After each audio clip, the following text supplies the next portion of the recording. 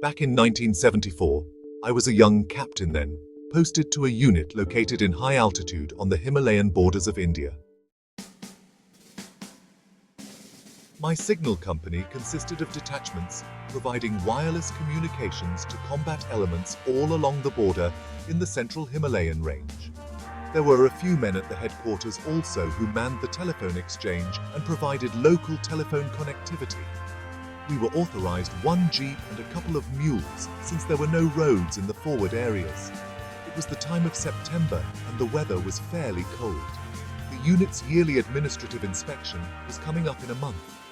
Our commanding officer had stopped leave of all men till the administrative inspection. Urgent cases had to be referred to him. I had one Havildar, Badri, who came to me with a request for 10 days of casual leave since his mother was very sick, and he had to rush home to get her treated. I explained to him that the leave had been stopped by the CO, however, I would ask him. That day, the CO had gone down to the base where our higher headquarters was located. Those days, the telecommunications were not very good, no mobiles era, and I could not get in touch with him. So, I took the decision myself and allowed Badri to proceed on leave. When my CO returned back to the unit location after 2 days, I informed him.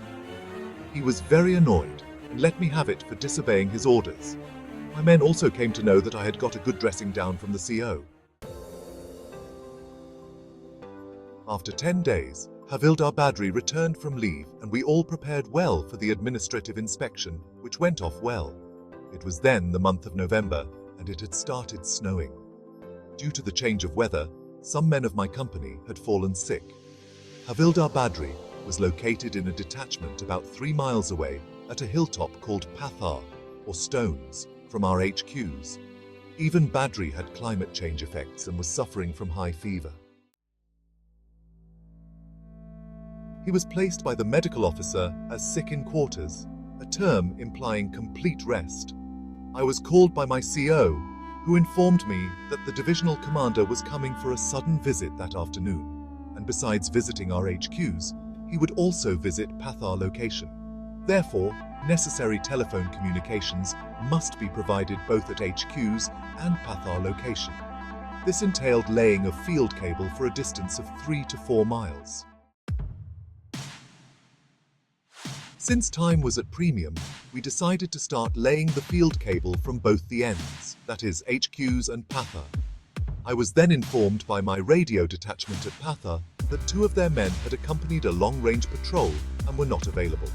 The only person available besides the operator on duty was Havildar Badri, who was suffering from high fever that day and was placed SIQ.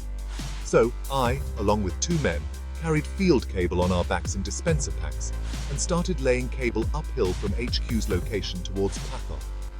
We knew that we would take double the time, as on the other end no person was available for laying the cable. The VIP was to arrive in the next 3 hours by helicopter. It was a tight schedule and a matter of touch and go. Anyway, there was no alternative, and we carried on as fast as possible. As we had covered just about a mile of cable laying, we found a small stature person running down from Pathar location. When he came close, we found it was Havildar Badri with a cable dispenser pack on his back and laying the cable from the opposite end with good speed. He had already covered 2 miles as against our 1 mile. Since being downhill, he could achieve faster speed. Finally, we met up and jointed the cable. Thus, telephone communications were established between the 2 locations. We still had 2 hours to spare before the divisional commander came. I touched Badri's forehead. It was burning with fever. I was literally moved by his dedication. I asked him, "Badri, you were supposed to be sick in quarters. Why have you taken the risk and done the cable laying?" He replied, "Sir, this is nothing. When you could get CO's displeasure after sanctioning me leave, how can I see you in problem? Due to my reaching the village in time, I could take my mother for treatment, and she survived. This is a very small thing that I can do for you. I could only say, Badri, I am proud of you." From this incident, I learnt a big lesson, which is, Always attend to the hygienic needs and welfare of your subordinates and lead them up front by personal example. They would never let you down. I applied this lesson in my following years of military life and kept getting promoted till I retired as a 2-star general. I always feel that these promotions were due to the efforts of my men like Badri. Also, give a closing scene with a request to subscribe to the channel.